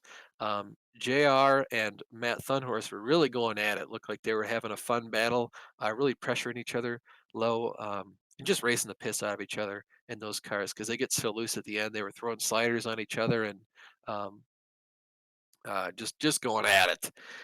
And Matt got around Jr. and I think he got too loose and just pushed up into the wall, spun out in front of Jr. and Justin. Jr. hit him, blew his motor, so he had to go down and pit. And Justin was involved in that crash as well, as was Donnie, I believe. But I don't think he had too much damage. So the whole field pretty much got reshuffled. Um, and James was involved in an early caution. He was 3 laps down in the beginning, but he got all of his laps back and then rallied back to finish eighth. So he'll be starting on the pole next week. So he did a fantastic job keeping his head in the game and coming back to finish well. So he'll definitely be a force to be reckoned with next week at Lanier. Um, Yeah, that yeah, wreck though, that yeah, you were holding a steady, anywhere from 2 to 4 tenth gap over JR, and then Matt was getting really aggressive, and both of those guys started really sliding. Matt was sliding trying to get to JR. I think JR was sliding trying to get to you, and also um, trying to keep him behind at the same time. JR was in a really tough spot with that, trying to chase you and defend from him at the same time. And I think JR's car started to kind of fade just a little bit, and so Matt started to get underneath him. Then they weren't really giving each other much room, and Matt slid up and slid right up in front of him and just barely cleared him. And then like the very next corner or very next lap, he slid up into the wall and caught on the wall, spun in front of everybody, and Yeah, JR right there. Justin was right there. He spun, and then Donnie didn't have much where to go either, and he ended up pounding in there too, and he got damaged, pitted, and all those guys ended up pitting, and basically gifted the front row to Joe. It was Joe, and I think Kurt Smith was up Kurt. there. Yeah. Yep, he started third. So that was, and that was right near the end. Like we only had 2 laps at the end before the end of the race. You can attest to this, I was livid because I had that race won. I had a good lead over those two because they were fighting, JR and Matt. They were fighting and going at it, and their tires were spent anyways. So I pretty much had it won. I just needed to keep clean. If they could have waited 2 more laps to wreck, we just would have won under caution. Yeah, I think you would have. I mean, I was confident though that you were fine because the guys that ended up near the front with you had not shown the pace all day long that they could hang with you guys. I mean, because you're the group of you 5 or so were way ahead of everybody else. So all you had to do was nail the restart, hit your marks for 2 laps, and you're fine. And that's exactly what you did. So you got 2 wins this year now, and you are 13 points ahead of Donnie, who has 1 win, and you are, let's see, 16 points ahead of Joe Segala, who has 1 win. 1 win as well. James has 2 wins, and he is 18 points back. And then Jeffrey has 1 win. He's 24 back. So pretty cool that the top 5 in points all have at least 1 win. There's been quite a lot of parity in the tour mods. I think it's mainly because it's very hard to pass the guy who starts up front, but Yeah, it's incredibly hard to pass, and you really have to manage your tires. Even if you don't manage your tires, it's still so hard to pass because the way those cars work is it. I think it's have to do with the setup we have. It's a push loose condition. So you get into the corner, you're really loose. The car doesn't want to turn, and then as soon as you get on the throttle, you're still loose, but you're still pushing because the rear tires won't grip, and the front tires are just basically skates. Um, and they don't handle well. They're still fun, uh, but it's a push loose, and it doesn't. It's not great for racing. Um, so yeah, another thing that's crazy is that JR does not have a win in the tour mods this season. That he's is pretty always there crazy. though. I He mean, is look at his always there. average finish. Yeah, and your average finish is better in more starts. Is it? It is. Fourth. Yours is third. Oh wow, that's incredible. You two have the 2 best average finishes on everybody. That's Only crazy. 18 cars have competed in that series total. Yeah, there this year. hasn't been a lot of participation week to week. I think the most cars we've had is 14 cars in a single race, and usually it's I think 12 or 13. I don't know how many there were last night. Let me look. Yeah, it was somewhere in there, 12 to 14. Yeah, we had 12 cars. But I really enjoy those cars. I think they're a hoot to drive. I think they're fun. I just feel like if we had a setup that was better, we'd be able to do well. But anyways, I'll go through the finishing order. I won. Still amazed I did that. Well, Joe was second. Kurt was third. Donnie was fourth. Ryan Cendrick was fifth. Justin Morton sixth. J.R. Shepard is seventh, and James Lowe eighth. So he'll be on the pole next week, but I'll have to fend off J.R. and Justin. Those guys are really fast. Notables who missed the top 8 though, Matt Thunhorse. So he'll have to rally back in those. I'm sure he will. He's fast enough, and he's only starting 10th. So if even one person or 2 people miss, he's already in the invert. But yeah, I really got to thank you for helping me with my line, and just making sure I didn't spin my rear tires ever, quite frankly, and let me know what was going on in terms of that. So that was impressive. I also got to thank the good Lord. I'd also like to thank Xfinity Internet for shitting out during that race. If you look, I only led 78 laps, but I was in front the whole time. I actually momentarily almost lagged out because my upload went through the floor, but I could still hear Kenny, could still see everyone else. So my download was there, and it gave JR the lead for 2 laps. And it actually didn't even score me as having a lap time for those two. So that was unfortunate. If you look at my average lap time as well, it's worse than Joe's. So, which is, if you think about it, physically impossible. Yeah, I was really worried about that because I've seen it before where if you blink out and then cross the finish line and then you come back out on the other side of the finish line, they won't count your lap and then you're now a lap behind. Yeah, it And happened to me at North Wilkesboro in those cars last year. I really thought that that was going to happen. And it didn't show any lap time or anything, but it kept you in the lead somehow. So we're gonna just run with it. So yeah, I you gotta blinked thank out the good Lord. three times. You blinked out in that race. It was once on the grid and then twice during the race, but you still won. Yep. So that was impressive. I was also the only car to end with no incidents, so that was pretty crazy. It is kind of crazy. I'd expect a race with that few cars to actually be pretty clean, but whatever. Well, it's it doesn't take much for one wreck, and those cars can't really do much on a dime when we're all in a pack. So it just takes one person. But that was just a really bad track for wrecks too. But we'll move on to the Grand National cars. Southern National, lots of cars showed up. Joe Segala started on pole, Donnie Moore started second, and Jeffrey Harden started third. Um, we started fourth. There were a couple of early wrecks we got taken out in. Um, still showed a lot of speed, but just having rotten luck for most of the race. We had 10 incident points. We were involved in a wreck, got shuffled to the back. Or no, sorry, I was stupid. I hit the wall. That's what happened. Going down the backstretch, there's like a portion of the wall that like juts out or something, and I just barely scraped the wall. Like if it normal race, you would have just scraped the wall, but like, oh man, I can't do that more. Probably wouldn't have even thrown my front end of the wall, um, but it messed up my right front, so I completely lost the right front tire. Basically, that assembly was all junked. Had to go down pit road under the green flag, get my fast repair. I lost 2 laps. Um, Came out and was running in the back of the field. There were luckily 2 cautions, so I could get my laps back, and it was just basically going up through the field. I think we got up to 12th before Bruce got taken out in front of me, and I had nowhere to go. I hit Bruce, lost a lot of spots. I got spun out. Uh, Basically, I slowed down for Bruce, and no one else could see Bruce spinning, so I got spun out. And that's just racing, nobody's fault. Um, Behind me at least. Um, but like I said, racing. So we got shuffled to the back again. Worked my way all the way up to I think 12th, and there were some more wrecks. And then under the caution laps at the end, I got spun out under caution. I still don't know why or how. There's a lot of net code involved, but luckily it gave me my spots back because I was livid. Kenny can tell you I was pissed.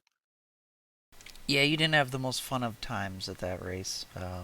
Yeah, I was pissed off. Yeah, it was kind of a string of some bad races, but at least this week I think maybe not a full recovery, but a bounce back for sure.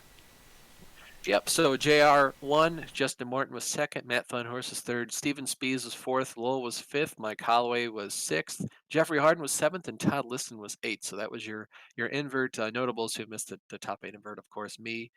Brian missed it as well. Brian had a lot of speed, but he got wrecked out early as well and just sort of had to recover, I believe, or he just started in the back and he kept getting wrecked and having to recover and getting wrecked and having to recover. He had a really good race, really showed a lot of speed, but yeah, got wrecked a couple times. He had 20 incidents, just to tell you guys how bad a night he had, and I can tell you because I watched the race, none of those were his fault, folks. It's just we wreck a lot apparently. There were 11 cautions, half the race, more than half the race, 55 laps of the race were under caution. We just could not get our shit together.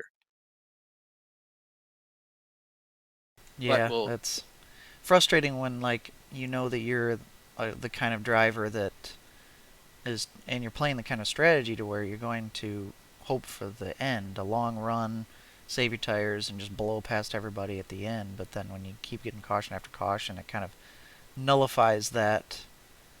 Is it nullifies that strategy in a way, um, and allows those guys that are going to burn up their stuff to be up there longer, and it makes it tougher. Brian says 20 incidents is 5 of the 11 cautions I was a part of. Yeah, no, that's yeah. Like I said, there weren't many cautions that Brian and I were not involved in Yeah, combined. yeah, that was rough. But we'll move on to Myrtle Beach in the Grand National cars. Like I said, Todd Liston started on the pole, Jeffrey Harden started second, and Lowell started third. So that was your top three. Um, I started in the back, and Kenny told me, he's like, look, in this race, we're just our first goal is to get to that invert. That's our first goal, and there were so many cautions in the first like 30 laps of the race. It was insane. The first half of the race really was pretty much a caution every 5 or 10 laps. Stupidly enough, we just could not get going ever.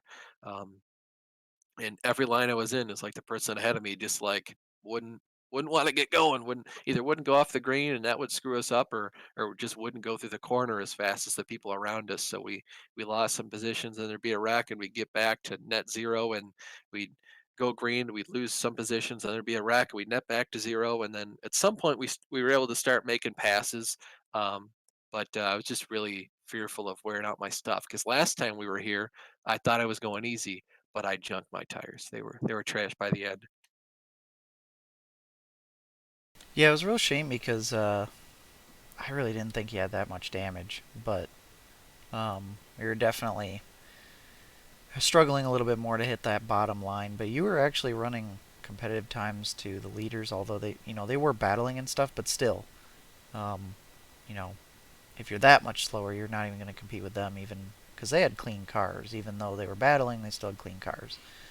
Yeah, there was a wreck. I think the last major wreck or the second to last caution, there was a big wreck in front of us, and Ruben came down the track right in front of me. I had nowhere to go. Originally, it looked like I was going to clear him, but I was still checking up. Maybe if I gassed up earlier, just kept my foot through the floor, I would have missed it completely. But you can't race like that. That's just a stupid and um, I forget what the word is, but whatever. Uh, Selfish. That's the word. Selfish to just put your foot down and think you can make it through because 9 times out of 10 you're probably going to ruin someone else's day and look like a jackass. But we hit Ruben. I felt it. I saw it on my screen that I shot him up the racetrack and I pretty much killed Lowell doing it because I was checked up. I still hit him and I spun him up the track the other way. Basically gave him a 180. Um, and he went up into Lowell then. But you hit him with my right front, it felt okay under caution. I could wiggle around like I should have been able to, but as soon as the green flag dropped, there was something was weird with the steering. I turned to the left and the car just wouldn't want to go. And it wasn't like that before that because I told you it's like I haven't had to move my brake bias yet. Um, at all. And the car still felt fine, but as soon as we hit Ruben and went back to green, it just didn't want to turn and there was a lot of felt like I had a basketball for a right front tire. I just go through the corner and bounce, and you shouldn't be doing that. So it was really hard to hit the bottom. The car was just tight, just super tight at the end, and I was having to run away from Jeffrey.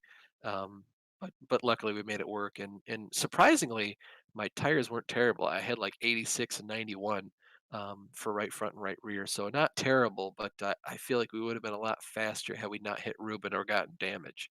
I do wonder what the temperatures of the tires were, because you may have not worn the tread or worn them as much as like maybe just overheating them.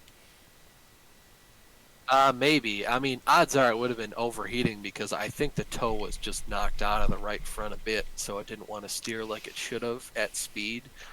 So yeah, it got pretty hot, but it was bouncing pretty good. That's a good point though. I should probably look at the temps. So you did end up, what was it, fifth place, I think? Yeah, we were lucky to come home fifth. And they said it on a broadcast too. Devin Henry was like, he needs to. We need a better run. That Jeff Gordon throwback has seen better days. And like, buddy, I'm doing my best, but I can't just plow through the field. And 9 times out of 10, I'm gonna have bad luck going through the field anyways. So So just one of them deals. But yeah, came home in fifth. Kind of felt like you, Mister. Where did he come from? Closing out the race on a good note. So that was nice to at least get fifth. So Justin Morton had a great battle going on with JR was on the bottom, Justin was on the top, and then it was Matthew Thunhorst and James Lowe were right there. Like they were basically 2 by 2 for a little while. And Justin fought off JR. JR was giving him room. And Too much for him, to be honest. I yeah, mean, JR would go probably. right down to the bottom of the track and coming up off the corner down the straightaway. JR was giving him a lot more room than he probably needed to or should have, And considering how much Justin was pinching him down. But that's racing. and I think Justin ended up holding on, and JR's tires really paid the price for that battle, and he ended up losing second, ended up third, with James in fourth. Um, but To his credit, JR said Justin was going to be the guy to beat due to how well he gets into the corners here, and he was right to his detriment. So, yeah, but Justin ran a great race. he JR had a did. shot to do well, but unfortunately on one of the restarts, Justin was on the inside of row two, JR was on the outside, and Lowell was in front of JR, and he just didn't get the run off the start that JR needed him to, and Justin basically got by them both, and then he was able to fight with Steven. So JR was on the back foot from then on. And a good little shout out to Adam Shane, who started 17th, ended up getting up to 8th place. So he will start on pole next week. Steven Spees led 29 laps this week. He finished 7th. He'll start in 2nd if he ends up coming to the race at Lanier. So yeah, Lanier's next week. You are now 20 points behind James. He gained one more point on you. And then Justin Morton is now 7 points behind you, 27 behind James. Again, the Grand National Series is the I want to say least competitive, but the not or the furthest away or most spread out as far as the points battle. So definitely not out of reach yet. All depends on what James does and if he's able to show up every week. There's still some variables yet to settle, so you still have a lot to fight for to at least keep second and be that first guy in line to pounce if something happens. Yep. So we'll keep going, and I guess we skipped Friday because I did run Friday this last week. Ran the Dirt Street stocks and the super late models. Dirt Street stocks was pretty good. We qualified pretty poorly, but luckily for us in our heat race, someone got spun out in the last lap, so I was able to just advance to the feature. I started seventh by virtue of being third in heat one. Started seventh, made my way all the way up to fourth. But on one of the restarts, a caution came out too fast. I got pushed back to fifth, and on the restart after that, um, somebody decided to take it three wide and probably boneheaded move and took me out. I got spun out, killed. I had to get a fast repair. Started dead last, restarted dead last. Justin though had a worse time. For whatever reason, somebody decided to try restart in the wrong lane, went down, and then Justin was outside of him, and they just decided to go up the track and kill Justin. So he had to go to the back, get his new car, and I basically was able to follow Justin up through the field. Um, Justin was fighting with Brendan Myers on the last lap, and I think Brendan got loose and must have pushed Justin and himself up into the wall. So I was able to pass them both to get fourth. Hated to see that for Justin because he he climbed his way all the way back to where he was just to get put in the fence and DNF. You hate to see it because he's such a talent on dirt and really was fighting for the championship. At least I think he might have missed a week. Um, but I can't quite remember. Of note, though, two of the people in the championship fight missed last week. So I think JR should be second in those standings. And Yeah, the he super is. late models, another shout out to Adam Shane. He and I started on the back row. He said something, I don't know what he said. He said something about trading paint with me because I was on his inside or something at the back. I don't know what he said. Um, but yeah, we started and I was just going to take care of my tires. I don't think we had a single caution that whole race. Um, but yeah, he got by me, and I was not going to fight him too hard. It's like the first 10 laps. Like if he wants it, he can have it. And then I followed him up halfway through the field. At some point, he got loose. I passed him, and I made my way up to third. The only two people I didn't pass were James and Jr. An interesting battle between Jeffrey and I in the last lap. Um, I don't know what was going on there, but we did come together. There's a large wreck. Um, I don't know what the deal was with that. I went to pass him. I was gaining like more than a tenth on him every lap for like the last 7 laps. I had a 7/10 of a second deficit to him. I made it up and I was just kind of stalking him and going through turns one and two on the last lap. I was like, I'm just going to make a run and I'm going to see how close I can get. And down the backstretch, he like was like 3 or 4 car widths off the wall, like not even the normal line. So he's kind of blocking and defending, which is his right. But you guys know I'm not a big fan of blocking. So I got to his inside, and I guess he decided to come down. I don't know if he came down or I went up, but I wasn't going to go further down because there's the pit entry wall, and I'm not, sure as hell not hitting that. So we got together, and it is what it is. But yeah, those cars are a lot of fun, and Myrtle Beach is just a fun track. You really got to watch the tires, and it's so line dependent. You really got to modulate the brake pedal. But always a fun time. Sad to see it got torn down. Yeah, that does suck. And yeah, I kind of struggled there when I first went there, but I think I've kind of learned to how to improve my game there, and it's become a pretty good track for me. Some tracks I It's all struggle. the line. Yeah, some tracks I struggle keeping the front tires on it. Some drive too hard, but usually do pretty well there. But I like the oddball tracks that aren't the same on each end. I think it falls to my strong suit. But so yeah, so next week you guys will be going to Lanier as far as the Saturday night stuff. Um, and we're kind of getting down there on the championship now. We're past halfway in the year, so Yeah, four races left. best of luck to you guys. Yep, thanks, buddy. It's always nice to have you in my ear during those races and talking to you and JR about the line and stuff like that. So that certainly helps. It's more it's more nerve-wracking to me being up in the air watching than actually driving because one you can't see everything that's going on when you're driving, stuff that you probably shouldn't see anyways. And then like I have no control, I can tell you all the information you want, but in the end you have to do it and I have no control over that. And being out of control is like scary. Like, the whole parenting kind of thing or coaching kind of thing. I don't know. I don't feel the scary part of it. Whenever I'm crew chiefing or spotting for you, it's kind of just you know what to do, and I can tell you stuff. But if you do it or don't do it, that's fine. I'm not gonna um, be mad or upset about it. And I think that's just kind of I think higher of you than I think of myself. And I don't know how you feel like it, but I feel like you're a lot better driver than me. So it's kind of just I'm just there to tell you when to pit and let you know if there's a caution. So I don't feel the scariness part of it. It's kind of nerve wracking. I'm like, man, I hope he passes this guy, or I hope this guy doesn't wreck us. But I don't feel the scary part of it. I'm scared for myself, but that's it. So moving on to NEP, again, we haven't raced in a while, but we do have a race this coming week. It'll be at Mid-Ohio. Squibbles. Yeah, Squibbles Autosport is back, and I think it'll be interesting. I think you'll probably be the flagship driver. You've had more practice there. I definitely need to run some more laps before It's we run. tonight or bust, Kenny. Yeah, well, It's tonight tonight. or tomorrow after work. But You're really gonna have the energy to get home from work and practice before the race? if I do it like right away, then I Maybe. probably will. I'll try Um, to hold you to practice, but we're just having fun. but yeah, I mean, I'm gonna try to keep the car on the track. I do not feel very comfortable in the car right now. I can keep it on track, but I just do not have the pace. I was like halfway up the board when I did practice. You were at the top of the board when I was practicing.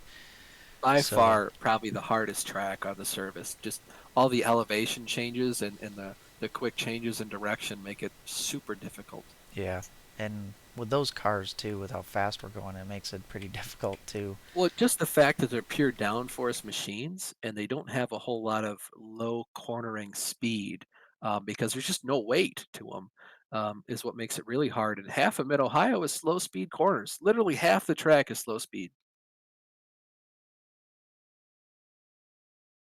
Yeah, and it makes it tough to pass, and just like it's so easy because you don't have much time, but from one corner to another, that it's so easy to overdrive. Be on the gas for too long and fly off the track or something. And a lot of the corners are blind too with all the elevation changes, and it's definitely a work in progress for me. Hopefully, I can just kind of keep the car on track and we can minimize our mistakes and come away with at least a podium. But who knows? Hopefully, we can come out with a victory. I think that you will definitely be driving more than me, though. It's the third race, so it's kind of how we've been going. It might be my turn to do that, but it doesn't. We're a team. We're just having fun. That's the whole point of the NAP stuff is just to have fun, and they do a really good job of making sure that we do that. In fact, Chris has said if we don't have fun, he's going to wreck us just to spite us. So we need to have fun. We we can't be mad. But it's going to be a race about survival. I mean, the GTE cars are, you got to manage traffic really well. It was hard enough at Sebring and Daytona where there's so much straightaway space. This is pretty much all corners. There's only 3 large straightaways in the whole track, and I feel like most of the race is going to be having to just ride behind the slower class cars and hope that they don't take you out. And it's just going to be about survival. If we can come out of there with a podium, I'll be happy. I feel like we got a good shot at the win. But JR and Tim are certainly going to be our closest competition. And in the practice on Thursday, JR actually beat me by like 5/1000ths of a second or something, or 5/100. So super close, but he's got the speed. So, and you can't count out Tim. The Yeah. man's a machine. Yeah. And but yeah, the GTs are going to be hard to pass because of how narrow it is, how few passing zones there are, how little knowledge of traffic the GT cars have. Not many of them have been Um, practicing either. Now, I haven't yeah, seen many of the GTE cars in the practices. and also that so you gotta, and the GTE cars are really not that much slower than the LMPs. They're So not, it's and in the slow speed corners, they're kind of faster than we yeah, are due to their weight. So it's going to be tough. yeah, for sure. So I'm gonna be super patient because I got taken out twice at Sebring by lap cars, or at least nearly. So I'm gonna have to be extra cautious this week at Mid Ohio, but we'll see. It'll be fun. We'll move Well, on to the video games talk. Assassin's Creed Valhalla.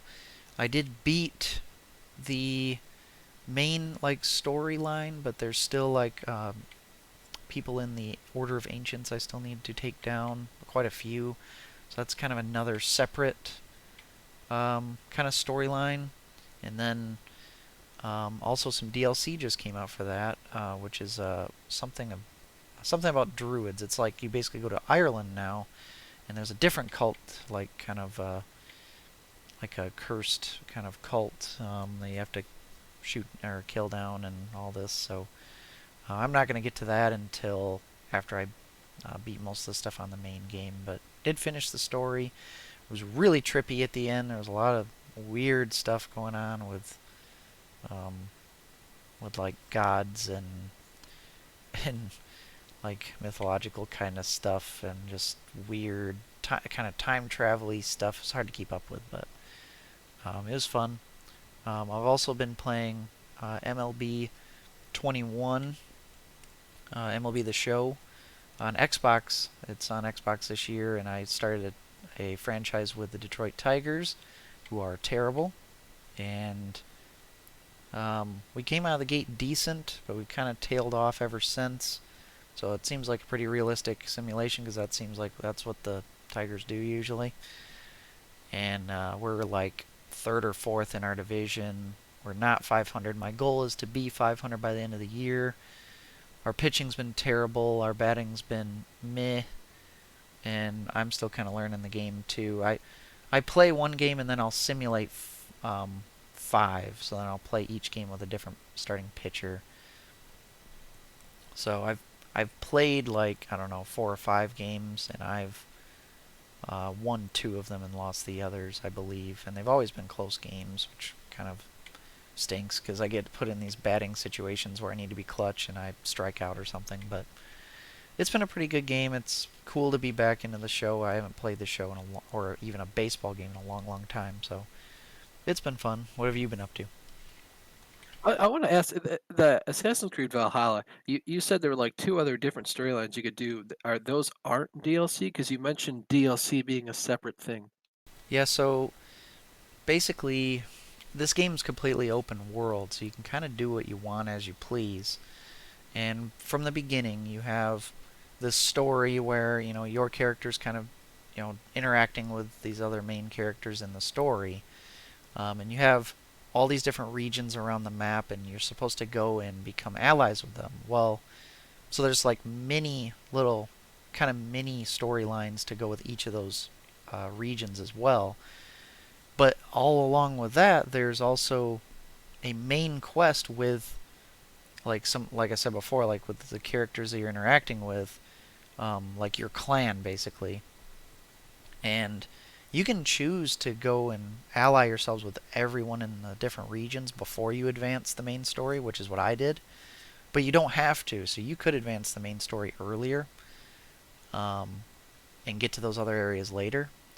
But I got all the alliances done, and then I advanced the main quest, because in the main quest at the end or near the end, all of your allies come together and you have like this one big battle. So if you haven't gotten all the alliances that you need before then, it'll make the battle a little tougher. So I got all my allies, did the main battle, finished the main storyline. But then, all while we're doing this, there's this Order of the Ancients, which is another one of these cults that's kind of basically spread out throughout the whole map. And there's these different people that you need to kill to take down the whole cult. And some of them are mission based, where the game kind of gives you like, oh, here's your target, and they kind of go with some of the other missions in the game. But other ones, they just kind of sprinkle out throughout the map, and you have to find them. So that's why it's kind of separate from the main quest line. Is they'll give you clues, and you have to go investigate them, and it's completely separate from all the other missions.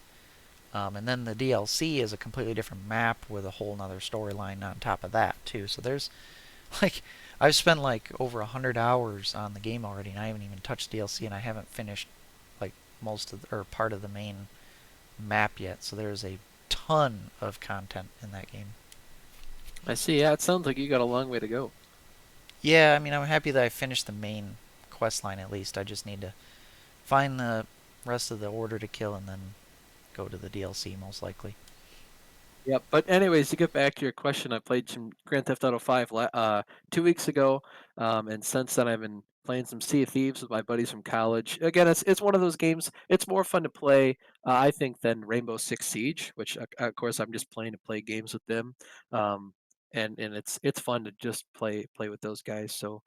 Not the best game, but certainly could be worse. And then we got back into SnowRunners. The boys from college and I got back into SnowRunners finally, and because they added new missions to all the maps, we just basically stopped playing our old map and just went to the new like Kiev Russian Federation map or whatever. And it's added some new trucks, got some new missions, and it's just as fun as it was before.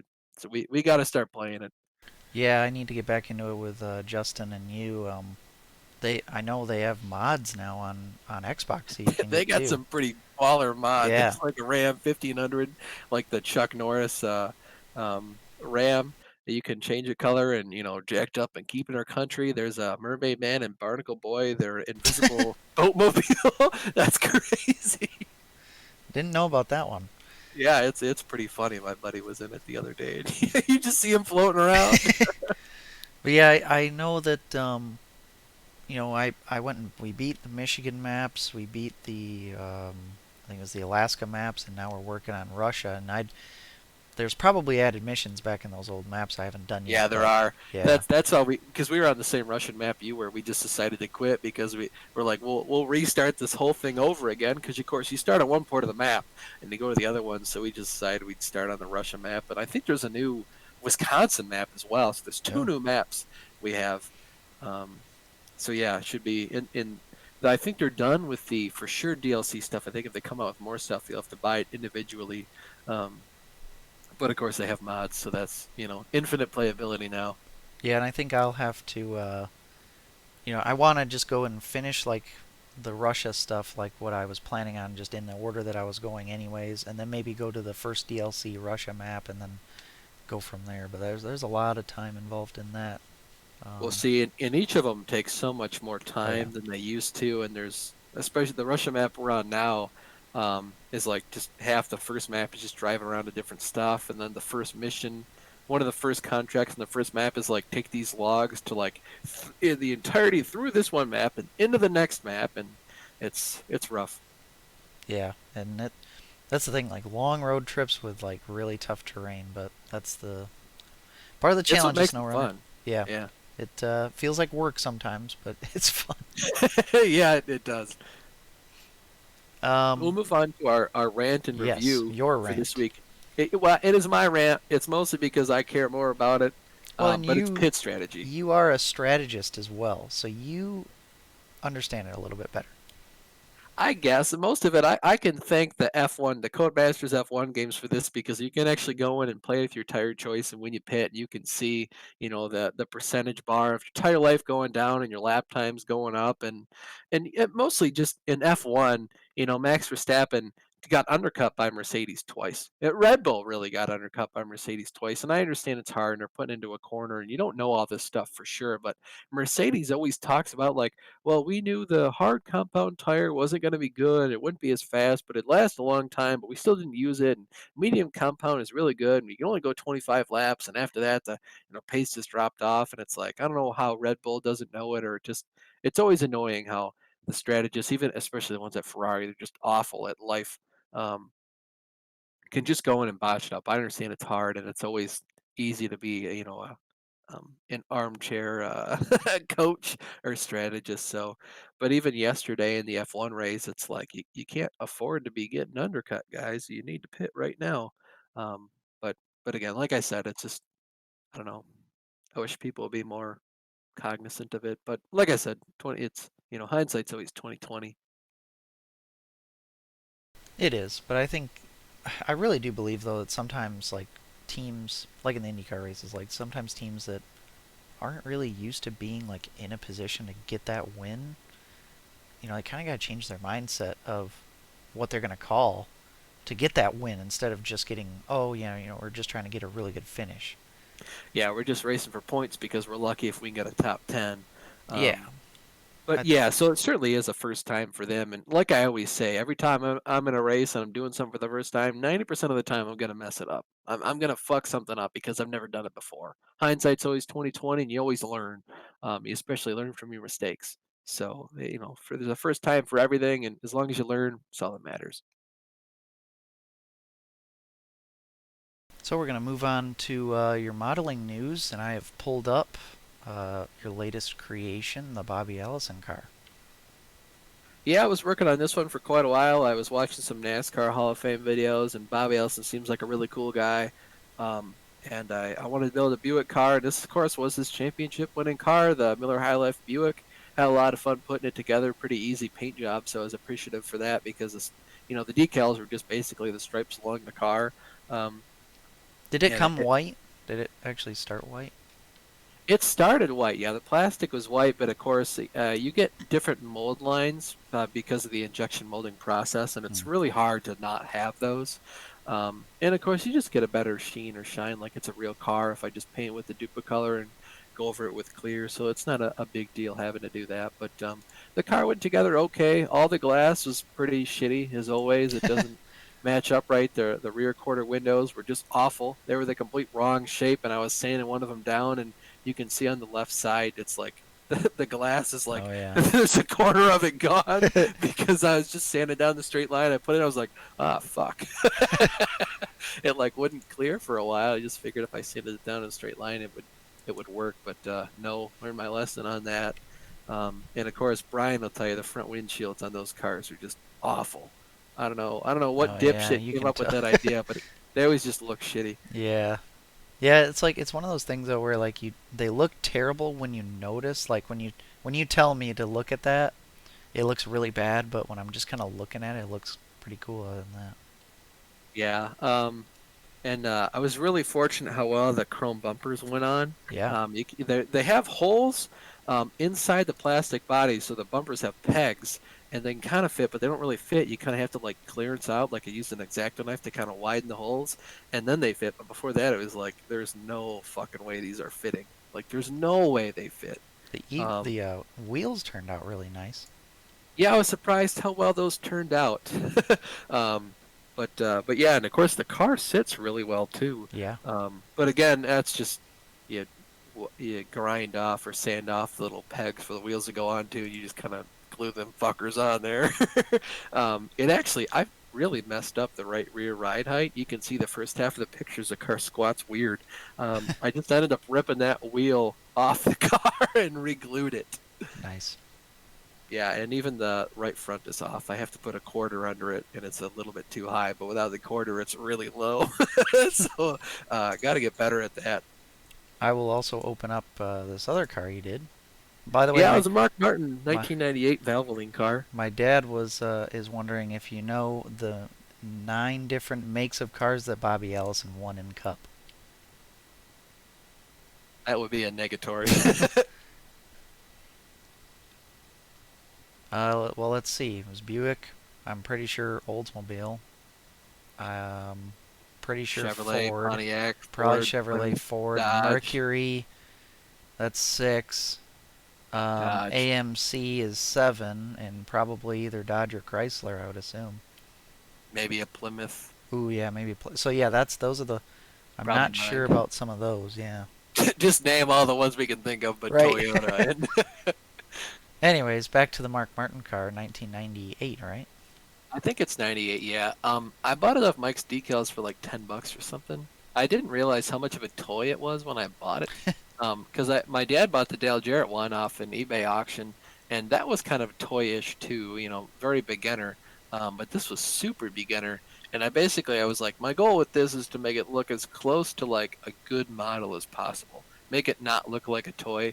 Unfortunately, the actual stickers give it away. And in hindsight, I probably should have not put those on and just bought some like Mark Martin decals off Mike's, and that would have made it look a lot better. But hindsight's 2020, like I said. It looks good for what it was, being a super toy. You can see on the front end, it doesn't go all the way down. It's like a really really shitty mold where like there's like you can see the entire line. There's probably like 1/8 of an inch that the bumper doesn't extend down. So there's a piece of tape that's on there, and you can kind of see like the tape makes it look legitimate, but if you look really closely, you can tell like that bumper end's a lot higher than it should. It's That bad boy is going to do a flip down the backstretch at Le Mans. it's also weird that the decals have like a bunch of clear surrounding them that you can Well, like that's really just notice it's that it's a just sticker. yeah, yeah. I kind of messed that up. Probably should have just gotten real decals and left it alone. Of note, there's no Goodyear over the front wheel arches, and there are no Ford decals at all. I don't know why they didn't include those, so I need to It says find some. Taurus on it. Yeah, I don't know why they were allowed to put Taurus, but not the Ford decal. At some point, I'll probably just take all the stickers off that and put real decals on there, but we'll see. It turned out okay enough. I mean, like I said, you can't find too many of those old models for $10, Right. especially not the Fords. So I'll keep it. It'll look nice on a shelf. Yeah. Speaking of the shelf, I'm still getting around to it. Um, but I bought another kit, Country Time Grand Prix from 1991, I think, is Michael Waltrip's. I wanted to build a Pennzoil car because, of course, it'd just be all yellow, very simple paint job, and I just like to look at that, that Pennzoil Pontiac he drove. But unfortunately, Mike's decals is all out of those, so I bought a set of Rusty Wallace ones that work from 91 and 95, and I'm just going to build his Pontiac from that. LionelRacing.com also had a bunch of cars on clearance. They had some of the 124 scale toys for $8. They had Matt DiBenedetto, the 21 car. I think this actually might be Paul Menard. It's Paul Menard. But at any rate, it's just a Ford. And I bought Brad Keselowski Miller Genuine Draft decals from the 2018 Darlington Race. So I got 2 MGD cars to do. I don't know when I'll get around to doing the Paul Menard. Probably just after I'm done with the Rusty Wallace car. But, Yeah. going together pretty well. Yeah. Luckily, it's all molded in like light gray, so I don't have to paint any of the roll cage. Nice. Yeah, the Rusty Wallace car, that'll be cool for sure. The older the better. I don't know. I really like the early 2000s stuff. Any of the late 90s, early 2000s stuff is cool. I wish I could do more of those, but it's hard to find the early 2000s or even late 2000s cars. You just can't find them. Yeah. But hopefully JRS Albinos comes out with some of those. Hopefully. Yeah, and then the last little bit here with vacation planning, it's official. I'm going to Road America, going to Wisconsin, and you're going to Road America with your friends for just the Cup race, right, on Sunday. Yeah, just a Cup race. Yeah, on Wednesday, June 30th, I'll be taking the SS Badger over to Wisconsin. We'll be hanging out with our buddy Brian, Rusty Buttons. The man! And, Thursday we're planning on going to Plymouth Speedway. That's a dirt track over in that area. And then Saturday and Sunday we'll be going over to Road America for the Xfinity and Cup races. So I'm super excited. Just I didn't get to have really any vacation last year, so it'd be nice to have a real one this year. And this is the first time I've actually been able to visit or hang out with some of the I have friends I've met on iRacing. I haven't met any of you guys in person yet, so it'll be cool. And actually, before then, you're planning on possibly coming over to Muskegon for Memorial Day weekend, so we'll see. Actually, I might actually meet I'll you be the before first. Brian. Yeah. I'll be the first. So that'll be cool. Road America's an awesome track, a huge facility. I'm sure I'll be overwhelmed by it when I get there, but yeah, that'll be really cool. Yeah, it should be a good time. We bought tickets a couple weeks ago. We booked the hotels, I think, last week or something, and it should be a great time. I'm excited to see you guys in real life. You'll be the second person I see. I met Matt at Mid Ohio once, so it'll be cool to see you guys. Brian says Bart Scott me. I think that means. Does that mean winning your first start? I don't know. I think wasn't Bart Scott one of those guys that in Brian's seasons was like making his first. Brian has an incredible memory to remember stuff, and I don't remember what I had for breakfast this morning. I'm thinking of someone else. He says Bart Scott says can't wait, and I don't know what that's from. He's a football player. It's a meme. Okay. That's what he says. Oh, well, I feel we're Gen Zs. We really should be up to date on meme knowledge. We should. Well, Brian's. Although you're a millennial. Well, I'm on the edge of both. So, depends on what website you look it up on. I've been called both. Anyways, yeah, nice long podcast again because we were catching up on 2 weeks. Might be a habit this year, based on. Not. We'll see. Well, I mean, at least makes it so we, don't have dead air and we have stuff to talk about. Makes it go pretty seamlessly. It's also hard to pass up opportunities to do cool stuff on a Sunday morning. Yes. Being young enough, we can do dumb shit now and not have to worry about the repercussions. Yeah, I tell you what, it's really nice to go and I'd rather shoot 15 over par at a disc golf course I've never been to. Yeah, with your friends. Yes. Yeah, I probably want to do the same. And yeah, we'll be doing some discing over in Wisconsin too. Brian's a disc golfer, and I'm excited for that. Hopefully, I can. All my buddies that are going with are disc golfers too, so Nice. I think we might do that on Saturday as something to do. Nice. Anyways, it was a fun podcast. Thanks everybody for tuning in. Actually, I have a decent amount of viewers hanging out in here at one point. So thanks to Brian for hanging out, and my parents as always, and everybody who hung out in the stream. And thanks to Austin again as co-host.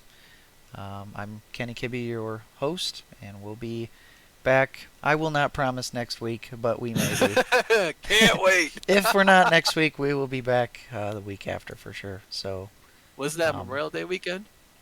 Yeah, so who knows? Could be a real life live in the same room podcast. We don't know. We're too dumb to plan shit in advance. Who knows? And even if we do plan it, it probably won't go to plan.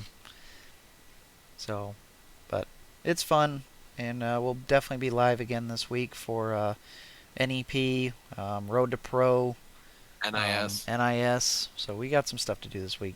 So we'll catch you all later, and have a good Sunday, and Godspeed.